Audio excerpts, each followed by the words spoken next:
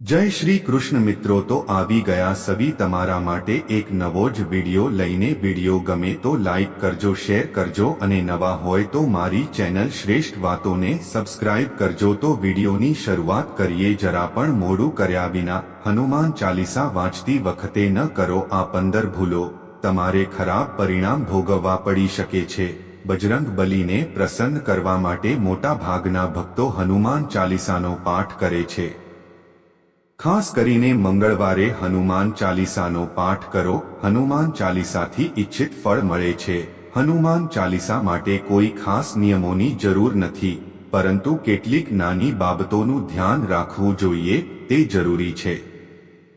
હિન્દુ ધર્મ અનુસાર હનુમાનજીની પૂજા કરવાથી શુભ ફળ મળે છે. એવું માનવામાં આવે છે કે તેની પૂજાથી તમામ લોકોમાં સમૃદ્ધિ આવે છે, મનોકામનાઓ પૂર્ણ થાય છે અને શુભ ફળ પ્રાપ્ત થાય છે. આ કારણથી તેમના ભક્તો તેમને પ્રસન્ન કરવા માટે અનેક વિશેષ ઉપાયો અજમાવતા હોય છે. એવું માનવામાં આવે છે કે જે કોઈ ભગવાન હનુમાનની પૂજા કરે છે તેને સમૃદ્ધિ, સંપત્તિ અને સકારાત્મક ઉર્જા પ્રાપ્ત થાય છે. એવી માન્યતા હે. ચાલીસાના નિયમિત પાઠ કરવાથી ભગવાન પ્રસન્ન થાય છે અને તમામ મુશ્કેલીઓમાંથી મુક્તિ મળે છે. હનુમાન ચાલીસામાં લગભગ 40 ચતુર્થાંશ છે. આવા એવું માનવામાં આવે છે કે જો કોઈ વ્યક્તિ હનુમાન ચાલીસાનો પાઠ કરતી વખતે બધા નિયમોનું પાલન ન કરે તો તેને પૂજાનું પૂર્ણ ફળ મળતું નથી. તો ચાલો જાણીએ હનુમાન ચાલીસાનો પાઠ કરતી વખતે કઈ ભૂલો ટાળવી જોઈએ. પણ તે પહેલા જો તમે પણ ઈચ્છો તો બજરંગ બલીની કે જો આશીર્વાદ તમારી સાથે રહેશે તો કૃપા કરીને આ વિડિયોને લાઈક કરો અને ચેનલને સબસ્ક્રાઇબ કરો અને કોમેન્ટ બોક્સમાં જય બજરંગબલી લખો. 1. મધ્ય ચતુર્થાંશથી પાઠ શરૂ કરવો. જ્યોતિષીય માન્યતાઓ અનુસાર જ્યારે વ્યક્તિ હનુમાન ચાલીસાનો યોગ્ય રીતે જાપ કરે છે તેને ઘણો ફાયદો થાય છે. તે જ સમયે તમારે કોઈ પણ મધ્યસ્થી યુગલમાંથી ચાલીસાનો પાઠ ક્યારેય ન કરવો જોઈએ.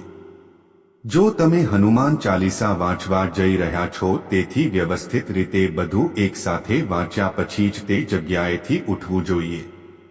જો તમે કરો છો તો કોઈ પણ મધ્ય પાઠથી ક્યારેય પાઠ શરૂ કરશો નહીં. જો તમે ભણતા હોવ તો સાચા દિલથી કરો, નહીં તો પાઠનું પરિણામ ક્યારેય નહીં મળે. 2. સ્વચ્છ શરીર અને મનથી પાઠ કરો. કરવા માટે એવી માન્યતા છે કે જો તમે ઘરમાં હનુમાન ચાલીસાનો પાઠ કરો છો તો હંમેશા શુદ્ધ તન અને મનથી કરો અને મંદિરમાં દીવો પ્રગટાવો. હનુમાનજીનું ધ્યાન કરતી વખતે પાઠ કરો. 3. તામસિક ખોરાક અને આલ્કોહોલનું સેવન. જો તમે હનુમાન ચાલીસાનો પાઠ કરતી વખતે ધ્યાન રાખો કે તમે ભૂલથી પણ તામસિક ભોજન કે દારૂનું સેવન ન કરો. આ કરવાથી તમે હનુમાનજીના ક્રોધનું પાત્ર બની શકે છે. હનુમાનજી બાળ બ્રહ્મચારી છે અને તેમણે હંમેશા માંસાહારી ખોરાક અને દારૂના સેવનથી દૂર રહેવું જોઈએ, તો જ તમને પૂજાનું ફળ મળશે. 4. કોઈની સાથે નકામી લડાઈ કરવી.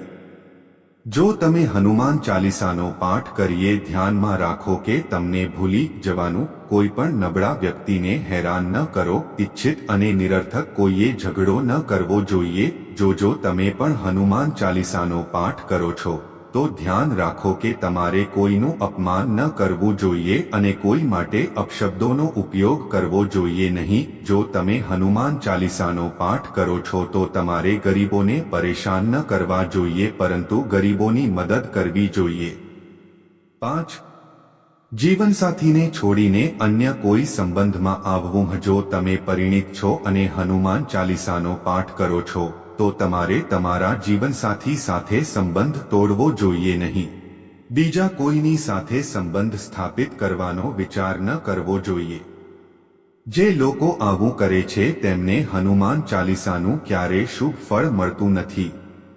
કોઈ પણ પરિણીત પુરુષે કોઈ અન્ય સ્ત્રી સાથે સંબંધ ન રાખવો જોઈએ. જો કોઈ સ્ત્રી નિયમિતપણે હનુમાન ચાલીસાનો પાઠ કરે છે તો તેને સ્ત્રી ન ગણવી જોઈએ. તેના પતિ સિવાય અન્ય કોઈ પુરુષ સાથે સંબંધ નથી. જો વ્યક્તિ રાખવી જોઈએ પછી તેણે લગ્ન કર્યા નથી, તેથી અન્ય મહિલાઓથી દૂર રહો. જો કોઈ વ્યક્તિ હનુમાન ચાલીસાનો પાઠ કરે છે તો તેણે આ વાતનું ધ્યાન ચોક્કસ રાખવું જોઈએ. 6.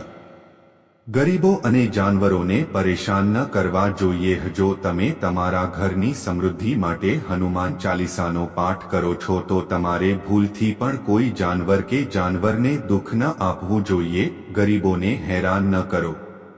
આમ કરવાથી પૂજાનું ફળ મળતું નથી અને ઘરમાં નકારાત્મક ઉર્જાનો વાસ રહે છે અને ઘરમાંથી સુખ સમૃદ્ધિ દૂર થઈ જાય છે, કાયમ માટે દૂર થઈ જાય છે. 7. કોઈ ગુનો ન કરો અને ખોટું ન બોલો. જો તમે હનુમાન ચાલીસાનો પાઠ કરો છો તમારે કોઈ પણ પ્રકારનો ગુનો ન કરવો જોઈએ. તમારે કોઈને પણ હેતરવાનું ટાળવું જોઈએ અને ખોટું ન બોલવું જોઈએ. જો તમારા મનમાં કોઈના પ્રત્યે કપટ અને દ્વેષ હશે તો તમને પૂજાનું ફળ ક્યારેય નહીં મળે. 8. હનુમાન ચાલીસા વાંચવામાં ઉતાવળ ન કરો. જ્યારે તમે હનુમાન ચાલીસાનો પાઠ કરો ત્યારે તમારે ક્યારેય ઉતાવળ ન કરવી જોઈએ અને તેના કોઈ પણ શ્લોકનો ખોટો ઉચ્ચાર ક્યારેય ન કરવો જોઈએ. તેનો પાઠ હંમેશા ધીરજ સાથે કરવો જોઈએ. 9. રામનું નામ લીધા વિના શરૂઆત ન કરો. દરેક વ્યક્તિ જાણે છે કે હનુમાનજી રામજીના પરમ ભક્ત છે, તેથી ભગવાન રામનું નામ લીધા વિના હનુમાન ચાલીસા શરૂ ન કરો, અન્યથા તમે તેના ફળથી વંચિત રહી જશો. 1. શરીર અને મનને સ્વચ્છ રાખો. હનુમાનજી અને તેમના પ્રિય શ્રી રામનું ચિત્ર સ્થાપિત કરો. આ પછી તેમની સામે પાણી ભરેલો પત્ર રાખો. ચાલીસા ઓછામાં ઓછા 3 વખતથી 108 વખત પાઠ કરો. ઘરમાં હનુમાન ચાલીસાનો પાઠ કરતી વખતે શરીર અને મન સ્વચ્છ હોવું ખૂબ જ જરૂરી છે. 1. તમારા મનમાં અયોગ્ય વિચારો ન લાવશો. વિચાર: હનુમાન ચાલીસા મન પાઠ કરતી વખતે કોઈ અયોગ્ય કાળજી આવવું જ જોઈએ. તે પ્રયાસ કરો. ચાલીસાના પાઠનો સમય દરરોજ સરખો હોવો જોઈએ. ખાસ સંજોગોમાં મુસાફરી દરમિયાન અને સૂતા પહેલા પણ ચાલીસાનો પાઠ કરી શકાય છે. 12. મંગળવાર અને શનિવારે હનુમાનના દર્શન. હનુમાન ચાલીસાનો પાઠ કરનારે મંગળવાર અને શનિવારે હનુમાન મંદિરના દર્શન કરવા જોઈએ. મંગળવાર કે શનિવારે હનુમાન મંદિરમાં જઈને તેમની સામે ઘીનો દીવો પ્રગટાવીને અને હનુમાન ચાલીસાનો પાઠ કરીને ભગવાનજીના અવશ્ય દર્શન કરવા જોઈએ. ત્યાં બેસીને કરવાથી મોટામાં મોટી પરેશાનીઓ પણ દૂર થઈ જાય છે. 1. ખરાબ સંગતના લોકો સાથે ક્યારેય ન રહો. જો તમે હનુમાન ચાલીસા વાંચો છો, હજુ પણ ખોટા લોકોના સંગતમાં બેસીને તેમના ખોટા કાર્યોમાં સાથ આપો છો, તો તમારું પતન નિશ્ચિત છે. તેથી જ આવું છે. લોકોથી દૂર રહો. 1. જ્યોતિષ શાસ્ત્ર અનુસાર મંગળવારે તેનો 3 વાર પાઠ કરવો ખૂબ જ શુભ માનવામાં આવે છે. જ્યારે પણ તમે પાઠ કરો ત્યારે સૌથી પહેલા એક વાસણમાં પાણી ભરો. ત્યારબાદ જ્યારે હનુમાન ચાલીસાનો પાઠ પૂરો થઈ જાય ત્યારે તે પાણીનું સેવન કરો. તેનાથી તમને ફાયદો તો થશે જ, હનુમાનજી પણ આશીર્વાદ વરસાવશે. 1. સૂતક કાળ. પરિવારમાં જ્યારે વ્યક્તિ મૃત્યુ પામે છે ત્યારે સૂતક કાળ માન્ય રહે છે.